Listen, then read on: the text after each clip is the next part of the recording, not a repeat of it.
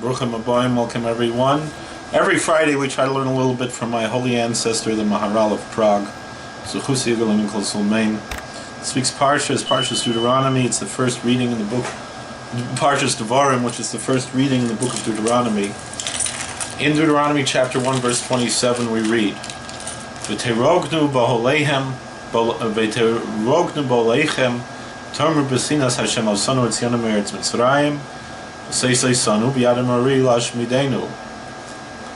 and you murmured in your tents and said, because the Lord hated us, he hath brought us forth out of the land of Egypt to deliver us into the hand of the Amorites to destroy us.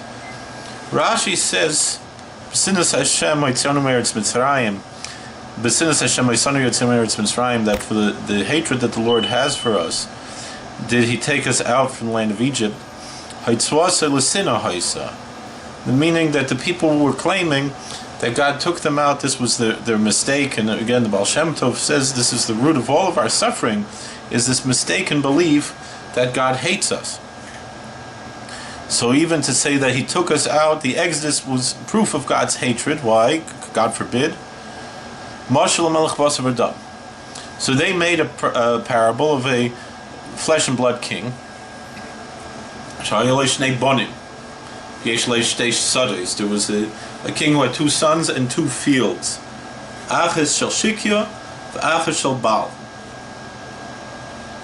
One that was well irrigated and one that was not. So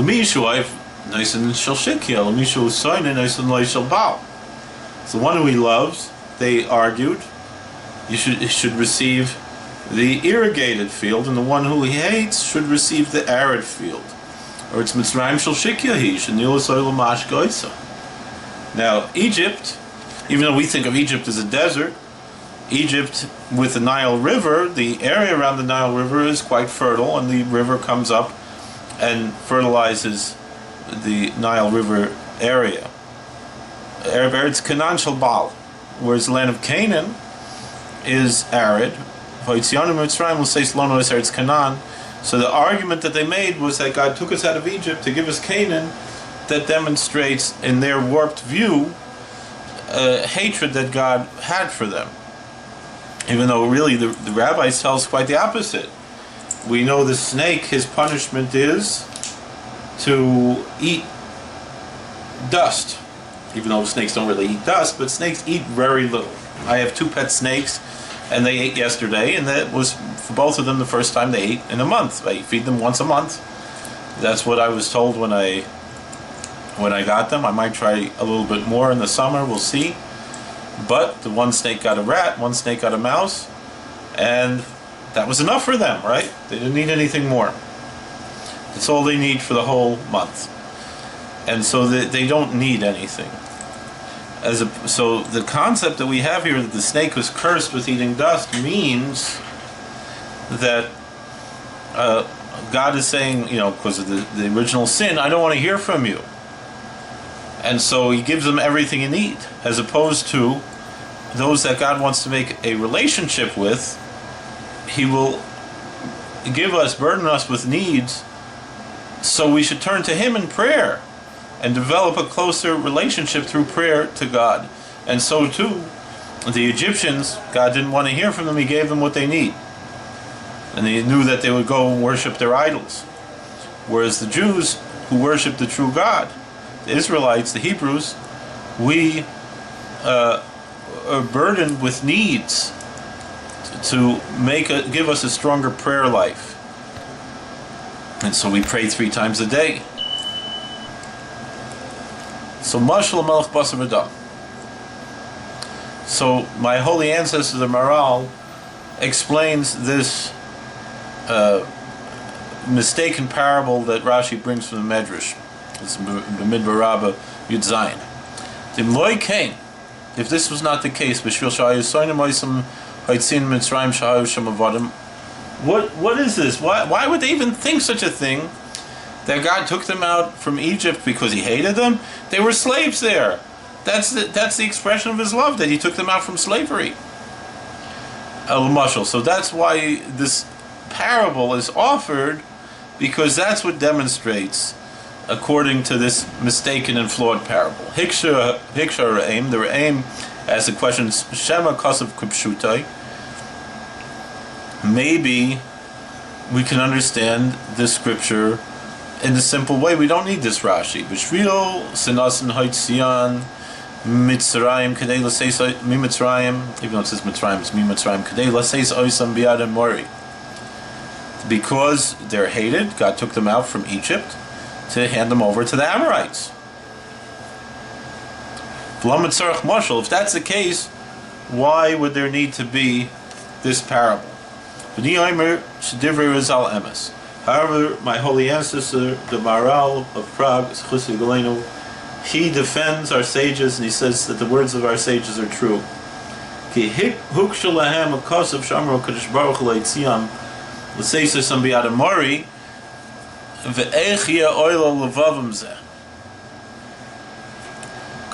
the sages were shocked. Why does the scripture say that they said that God took them out from Egypt to hand them over to the Amorites? How could they even think of such a thing?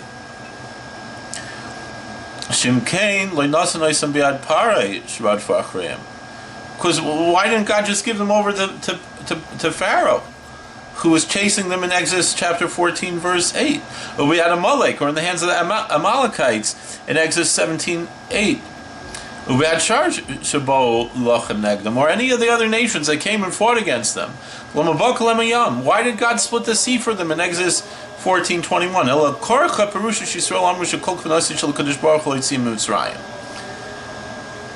So therefore, we're forced to say that the meaning is that God said that all of the intention of God was to take them out of Egypt. That's obvious. In Roy Lahem Haaretz Tova, Hu Mitzrayim, we call Makamenu Kol Kach Soinosam Shiaroitz Lashmidoisam Lugamre, Veinu Davar. So again, in their warped sensibility, we're forced to say that God took them out of Egypt, but He didn't hate them so much. He hated them, so He took them out from Egypt. Why didn't God just conquer the Egyptians if He loved us and give us Egypt, right? Why did He give us Canaan? And so it says the warped logic was, well, He preferred the Egyptians over us, so He gave the Egyptians the better land, but He didn't hate us so much He wants to destroy us, just He gave us Canaan, right? Ain't a davar Canaan. But So this is not the case. Rather, again, in their warped mindset, His hatred for us was that He took them out from Egypt, not to let them stay in Egypt, and to give them land of Canaan, which isn't so good, even though we see in the scripture it says that's a very good land. So then why, to answer the Mer'aim, why then does the verse end to give us into the hand of the Amorites to destroy us? So in Perush Shiamori Horegosam. So the Heilige Gezeide, the Maharal, explains, my holy ancestor, the Maharal, explains that it doesn't mean, when it says to destroy us, doesn't mean to kill us, to kill them. When it says to destroy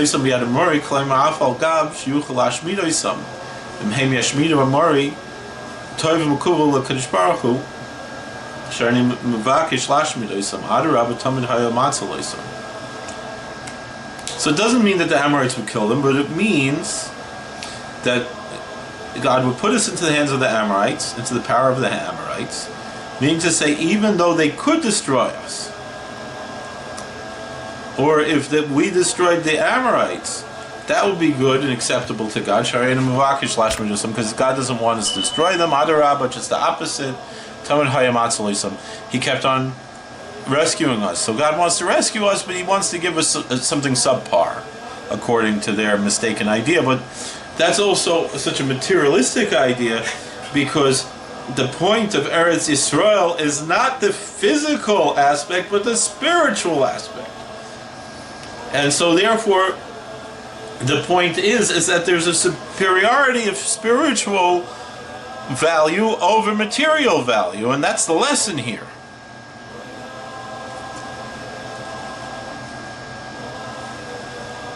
So, let's continue.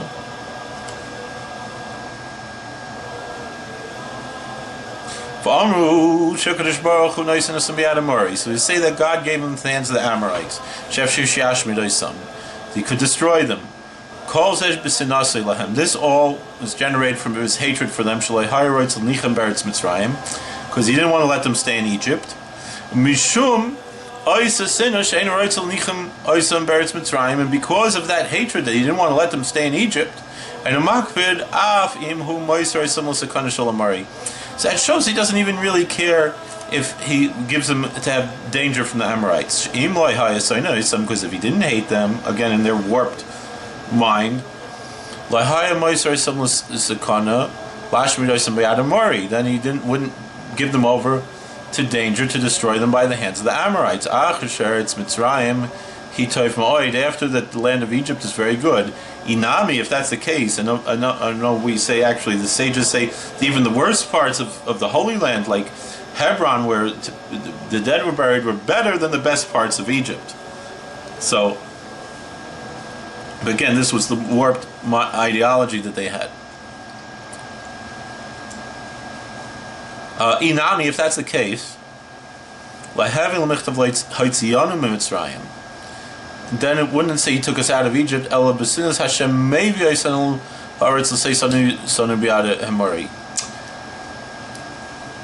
So, if it was just that Canaan was subpar, right? So then it wouldn't say that he took us out from Egypt, but rather it was because of God's hatred for us in their warped minds that he brought us to this land to give us into the hands of the Amorites. Lama Talabitzir. So why is it the scripture mentioning the Exodus instead of from Egypt instead of the entrance to Canaan? So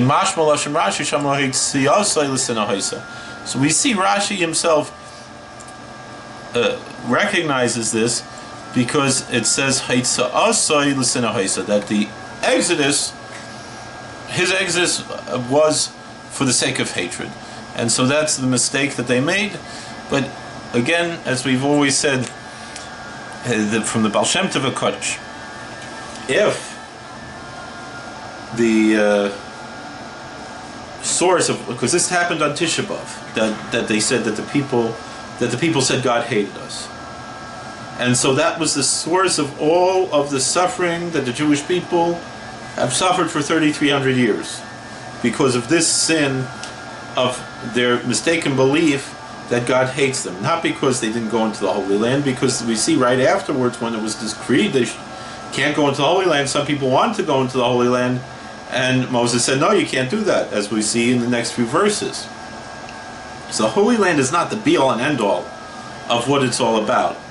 It's only when it's a matter of dedication and devotion to God and listening to God's and heeding to God's word.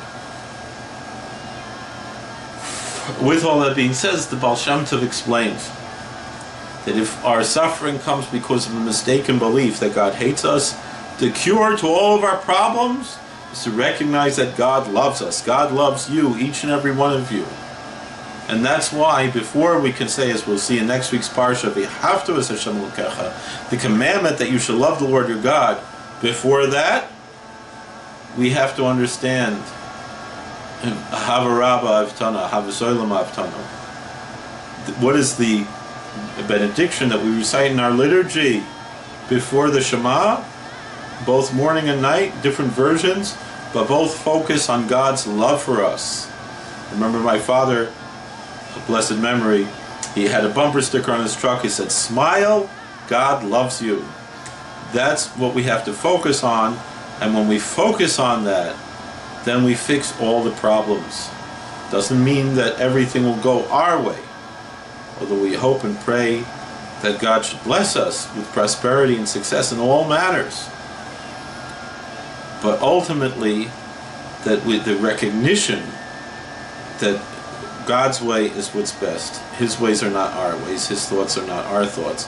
But we can still hope and pray that God should have mercy upon us and have the revealed love and the revealed goodness in a way that we can understand even our own flawed way and be able to accept and receive God's blessing. And ultimately, we see from the Rebbe Melech what we say in the Moedim, Niflasecha v'tevisecha, your wonders and your goodness, that kiviyachol, if we could say such a thing, which is difficult to say, that God is happy when we have goodness, and so it's really God's goodness. And if we accept that in that way, all the good things that we have, and similarly in the opposite direction, we see the Chazal say, Kalani Mereshi, Kalani Mizrei kiviyachol, that when we're suffering, God feels a level of suffering. Whatever that means. Of course, God is perfect, but that the type of empathy and sympathy that He has with us is part of His essence. And so therefore He also rejoices with our rejoicing. And so we should all be worthy to see these days of mourning of the 9 days in Tisha B'Av turned around to days of joy and rejoicing, as the prophet Zechariah promised. If you enjoyed this, please like, share, and subscribe, comment. We also want to shout out to our channel members, and also ask if you might consider a channel membership as well. The major benefit of a channel membership is that we can you get a lot of our videos early. So many of the videos, for example, this video, which will be publicly released on Friday, should already be available on Thursday for our members. So if you're not a member, you have to wait till Friday, and so therefore a membership might be something to consider, and something that we can help to grow this channel and to help each other. All right. God bless. Please like, share, and subscribe. Comment. We'll see you later. We hope you enjoyed this content. This channel has over 5,000 videos, including Torah commentary, podcasts, footage of Jewish and historical events, and much more. We are sure you will find more videos you will enjoy. Please like, share, subscribe, hit the bell button, and comment. Rabbi Kulikowski often makes videos based on questions in the comment section, so you might have a video made just for you. By helping this channel grow, you are helping to spread Torah. God bless.